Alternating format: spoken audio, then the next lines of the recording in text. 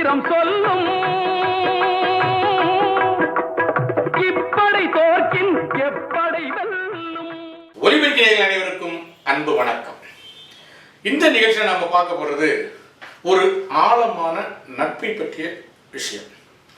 சினிமாவில் ஏதியா நட்பு அப்படிங்கிறது உங்க மனசுல ஒரு கேள்வி ஆனா இருக்கு. இந்த நிகழ்ச்சி நம்ம பார்க்க போறது என்ன நட்புன்னா, கமலா காமேஷுக்கும் மக்கள் தலைவர் எம்ஜிஆருக்கும் இருந்த ஒரு நட்பு. இப்போ உங்க மனசுல ஒரு கேள்வி வரும், கமலா காமேஷுக்கும் எம்ஜிஆருக்கும் என்ன சம்பந்தம்? எம்ஜிஆர் படங்கள்ல கமலா காமேஷ் நடிச்சது இல்லை. எம்ஜிஆர் ஒரு மிகப்பெரிய உச்ச நட்சத்திரம், தமிழ்நாட்டில் பலமுறை முதலமைச்சராக இருந்தவர், பல கோடி தொண்டர்களின் தலைவன். கமலா காமேஷ் ஒரு சாதாரண நடிகை, துணை நடிகை தான். அவங்க குணச்சித்திர வேடங்கள்ல அம்மா, அண்ணி, அக்கா இப்படியான துணை வேடங்கள் நடித்தவங்க. இவங்க ரெண்டு பேருக்கும் என்ன அப்படி ஒரு நட்பு, கேள்விப்பட்டதே இல்லையே அப்படின்னு உங்களுக்கு தோணும். அதை பற்றி இந்த நிகழ்ச்சியில் நாம் பார்க்கலாம். நிகழ்ச்சிக்கு போகிறதுக்கு முன்னாடி கமலா காமேஷ் யார் அப்படிங்கிறத சுருக்கமாக பார்த்துருவோம். கமலா காமேஷ் மயிலாப்பூரை சேர்ந்த அக்கரகாலத்து பிராமண பொண்ணு. அவங்க குடும்பம் வந்து பூர்வீகமாக இசை குடும்பம்.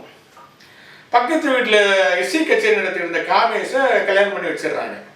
இவர் கமலா காமேஷ் ஏற்கனவே பாடல்கள்லாம் பாடுறவர் தான். அதனால காமேஷ் நடத்தின மேடை கச்சேரிகளில் அவர் பாடல்களை பாடிக்கிட்டு இருந்தார். காமேஷோட நண்பர் தான் ஜெயபாரதி அப்படிங்கிற ஒரு இயக்குனர். அவர் வந்து குடிசைன்னு ஒரு படம் எடுக்க ட்ரை பண்ணிட்டு இருக்காரு. எல்லாமே வந்து அதாவது பணக்காரங்க, நடுத்தர வர்க்கம், சமூக படங்கள், புராண படங்கள் இப்படி எடுக்கப்பட்ட காலங்களில் முதன் முறையாக சேரி பகுதி மக்களுடைய வாழ்க்கையை மையமாக வச்சு குடிசைங்கிற படத்தை எடுக்கிறதுக்கு ஜெயபாரதி ட்ரை பண்ணிட்டு இருக்காரு. அதற்கு ஒரு கதாநாயகி தேடிட்டு இருக்காரு, கிடைக்கல. ஒரு நாள் காமேஷ் வீட்டுக்கு சாப்பிட வர்றாரு. சாப்பிட வரும்போது சாப்பாடு பரிமாறுறாங்க கமலா. கமலாவை பார்த்த உடனே, ஐயோ இவங்க நம்ம கேரக்டருக்கு ரொம்ப பொருத்தமாக இருப்பாங்களே, எப்பா ஒய்ஃபு கொஞ்சம் என் கேரக்டர் நடிக்க சொல்லுப்பா, என் படத்தை நடிக்க சொல்லுப்பான்னு கேட்குறாங்க. இவர் கொஞ்சம் தயங்குறாரு. ஏன்னா அவங்க வந்து இசை குடும்பத்தை சேர்ந்தவங்க, நடிப்பாங்களா, பாடுவாங்க, ஓகே, நடிப்பாங்களான்னு ஒரு தயங்குறாரு. ஆனால் கமலா வந்து இல்லை நான் நடிக்கிறேன், எனக்கு நடிக்கிறதுக்கு நல்லா விருப்பம் இருக்குது, நான் நடிக்கிறேன் அப்படின்னு சொல்லிடுறாங்க. அப்படி தான் அந்த குடிசை படத்தில் இவங்க நடிக்க வராங்க கதாநாயகியாக. அதில் ஒரு சேரியில் வாழ்கிற ஒரு பொண்ணு அந்த படத்தில் நடித்தாங்க. இந்த படத்துக்கு பிறகு அவங்களுக்கு பெருசாக நடிப்பு வாய்ப்பு வரல. காரணம் வந்து குடிசை வந்து ஒரு ஆர்ட் ஃபிலிம் மாதிரி, அது ஜனரஞ்சகமான படமும் அமையல. விருதுகள் நிறைய குவிச்சுது, ஆனால் தியேட்டர்களில் பெரும்பாலும் ஓடல் இந்த படம். அதனால கமலா காமேஷ் வந்து ரீச் ஆகலை. அதனால என்ன பண்ணுறாங்க, நடிப்பு விட முடியுமா, ஆசைப்பட்டாச்சு. அதனால என்ன பண்ணாங்கன்னா நாடகங்களில் நடிக்க ஆரம்பித்தாங்க. அன்னைக்கு இருந்த எல்லா சபா நாடகங்களும் நடிச்சு கிட்டத்தட்ட 2000 மேடைக்கு மேலே அவங்க நடிச்சிருக்காங்க. இப்படியே கொஞ்சம் காலம் போகும்போது தான் பாரதி ராஜா உள்ள வராங்க. அப்போ பாரதி ராஜா அலையில் ஒரு படம் எடுக்கிறதுக்கு முயற்சி பண்ணிட்டு இருக்காரு. அதுக்கான கேரக்டர் செலெக்ஷன் போயிட்டு இருக்கு. ஒற்றையாக நடிப்புக்கான ஆட்களை தேர்வு செஞ்சுட்டு வராரு.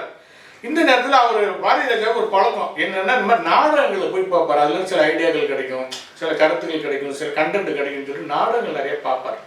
அப்படி ஒரு நாடகம் கமலா காமேஷ் நடித்த நாடகத்தை அவர் பார்க்குறாரு. பார்த்த உடனே கார்த்திக்கோட அம்மா கேரக்டருக்கு இவர் கச்சிதமாக பொருத்தமாக இருப்பாங்கன்னு கேட்டு அந்த படத்துக்கு கமலா காமேஷை கூட்டிகிட்டு வராங்க. அந்த படத்தில் பிரமாதமான ஒரு நடிப்பை வந்து கமலா காமேஷ் கொடுத்துருந்தாங்க. கார்த்தியோட அம்மா அச்சு அசல் அக்கரகாரத்தில் ரொம்ப மெலிஞ்ச ஒரு நோயுற்ற ஒரு அம்மாவை வந்து பிரமாதமாக அந்த படத்தில் நடித்தாங்க. சரி, நடித்து முடித்தாங்க. அதுக்கு பிறகு பல படங்கள் நடிச்சு எடுத்து 200-300 படம், அதுக்கப்புறம் தென்னிந்திய மொழிகள் எல்லாமே 200-300 படங்களில் நடித்து முடிச்சுட்டாங்க. சரி, இப்போ எம்ஜிஆருக்கும் கமலா காமேஷுக்கும் என்ன சம்பந்தம் அப்படிங்கிறத பற்றி பார்ப்போம்.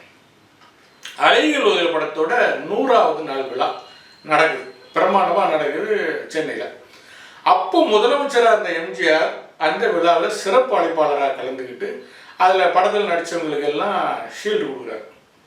அப்படி ஷீல்டு கொடுக்கும்போது எல்லாம் வரிசையாக வர்றாங்க. வந்து தியாகராஜன், கார்த்திக், ராதா எல்லாம் வரிசையாக வந்து ஷீல்டு வாங்கிட்டு போகிறாங்க. கமலா காமேஷ் அனௌன்ஸ் பண்ணுறாங்க. கமலா காமேஷ் மேடை ஏறி வந்து அவார்டு ஷீல்டு வாங்க வர்றாங்க. அவங்களுக்கு 25-26 வயசு தான். அப்போ பார்த்த எம்ஜிஆருக்கு ஷாக்கு. என்னடா படத்தில் இவ்வளோ வயசானவங்களாம் இருந்தாங்க, இப்போ இவ்வளோ எங்கான பொண்ணாக இருக்காங்கன்னு ஷாக் ஆகிட்டாங்க எம்ஜிஆர். அவர் பின்னாடி மேடையில் கடைசியாக பேசும்போது இதை சொல்கிறார், நான் வந்து கமலா காமேஷ் வந்து நிஜமாகவே வயசானவன்னு நினச்சேன். ஒரு வயசானவங்களாக இருந்திருந்தால் அவங்க நடிப்பை பாராட்டி காலில் விழுந்து கும்பிடுன்னு நினச்சேன்.